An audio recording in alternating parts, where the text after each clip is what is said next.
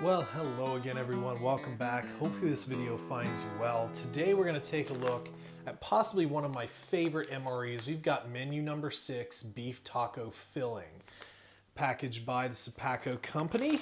And we have a date code of, there we go, 0154.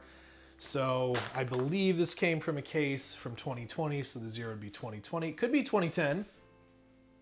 But I don't think so.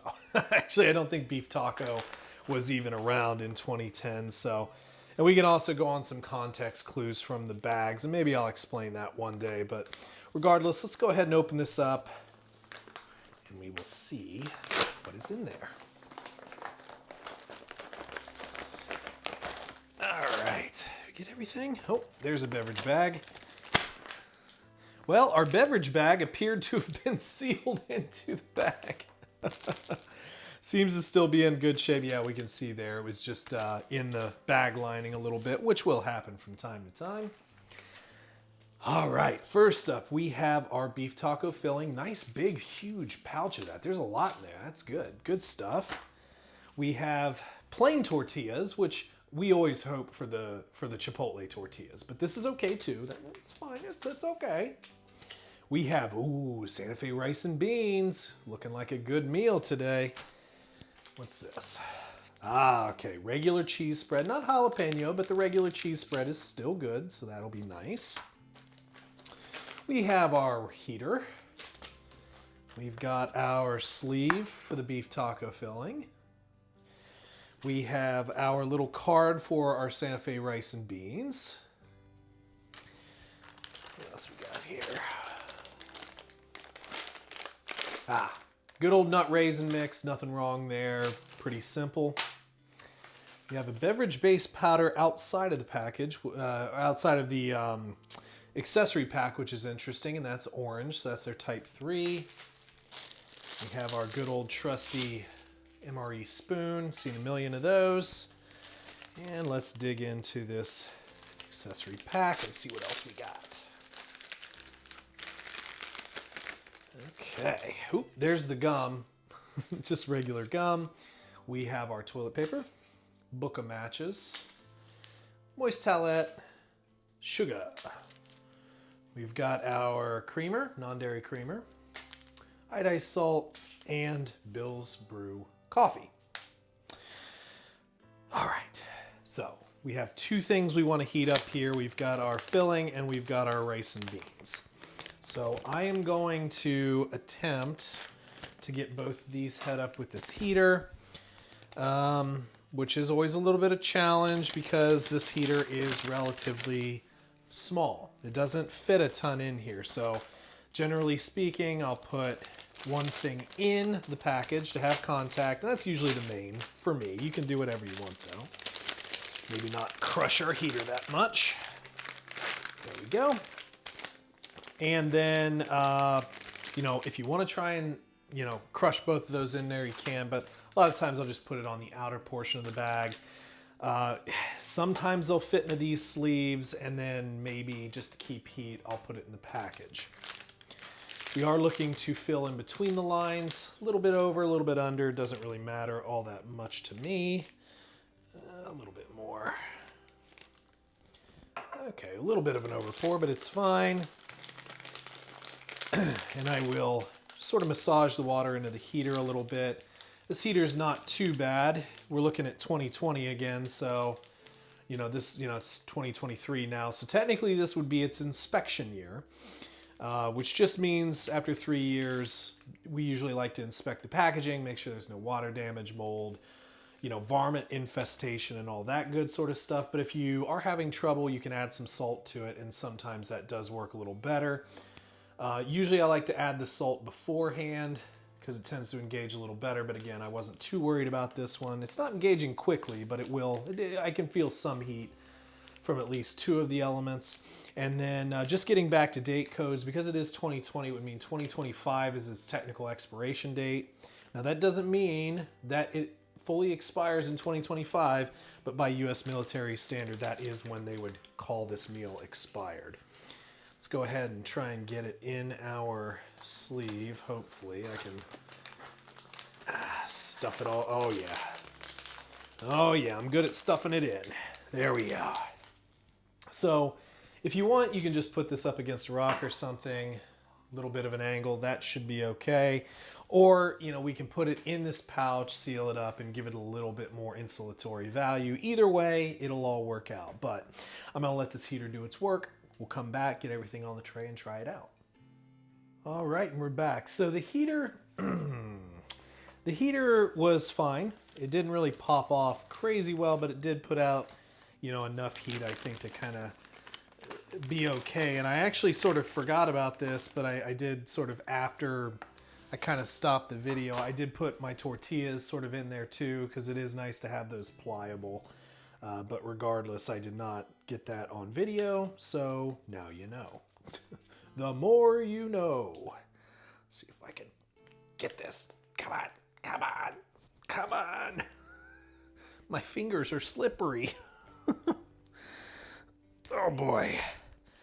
Yeah, they don't make these tear notches super great, do they? Ah, there we go. Ah, there we go. Nice tomatoed beef. I've never minded this. I mean, I've had some of these that have just been really, really good. Like they've just really hit the spot. And other times when it's just like, it's okay. It's just kind of like Sloppy Joe. But we'll sort of see if it hits the spot. There's a little bit more meat in that package, but I think we've got enough for right now. Here is our sort of cheesy rice and bean mixture here, which is also very nice normally. Kind of get a little bit of a blob of that. Okay, we will open our tortillas. Because these are folded over, sometimes they're not the most pliable and they're prone to cracking and sort of, you know, just breaking apart. But these look to be pretty good. They're relatively fresh, so those have, they've survived. And then finally our nut raisin mix, which is usually a good mix of nuts and raisins. And we've got some M&Ms and some pecans and like 2 to 3 almonds. It looks like some hazelnuts in there too. Let's make our drink up real quick as well. We have our orange, which is fine. Orange, there's nothing wrong with orange at all. Raspberry is probably my favorite. And these tube powders, you know, they're made for 20 ounces of water. They mix a heck of a lot better than the standard drink mixes.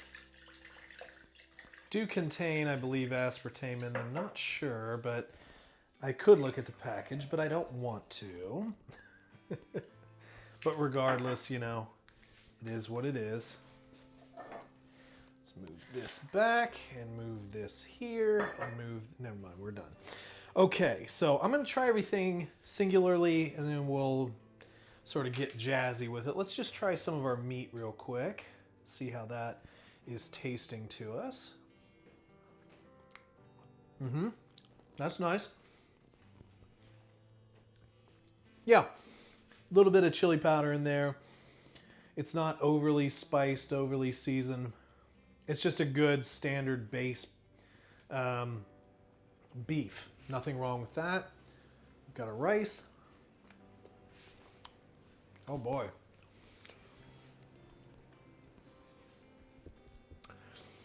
That's quite cheesy. A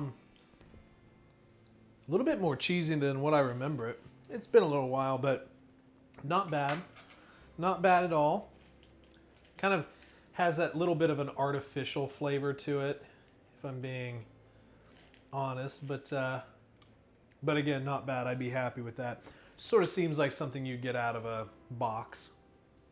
Here's a good mix of nuts. Yep, everything's tasting nice and fresh in there. I like this particular mix. It's good. You know, you get a little sweetness from the raisin. A little bit from, like, I don't think these are actually branded as M&Ms. Just chocolate discs with the candy coating.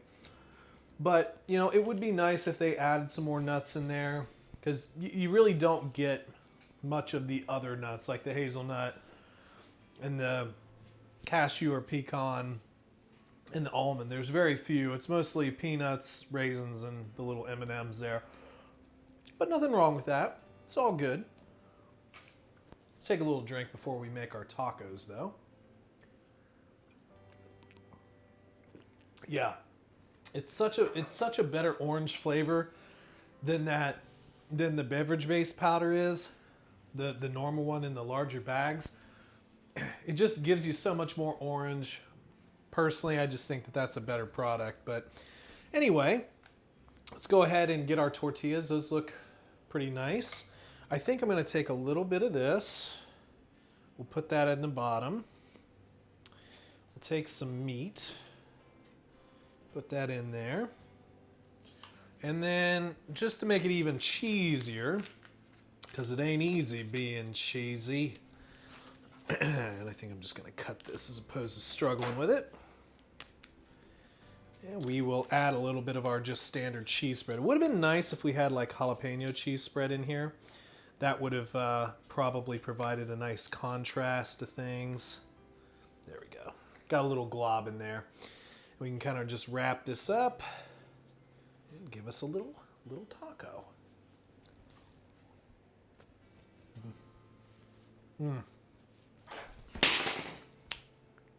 Dropped a knife. It's all good. We're all good here. You know, that is very nice, but I do think it needs a little hot sauce, so I'm just gonna grab some of this Heartbeat red habanero hot sauce. It's kind of one of my favorites, and I'm just gonna sprinkle a little bit in our taco here, just to give it a little heat. You know, Tabasco obviously works fine. Frank's Red Hot, all that stuff is great, but this is one of my favorite current hot sauces.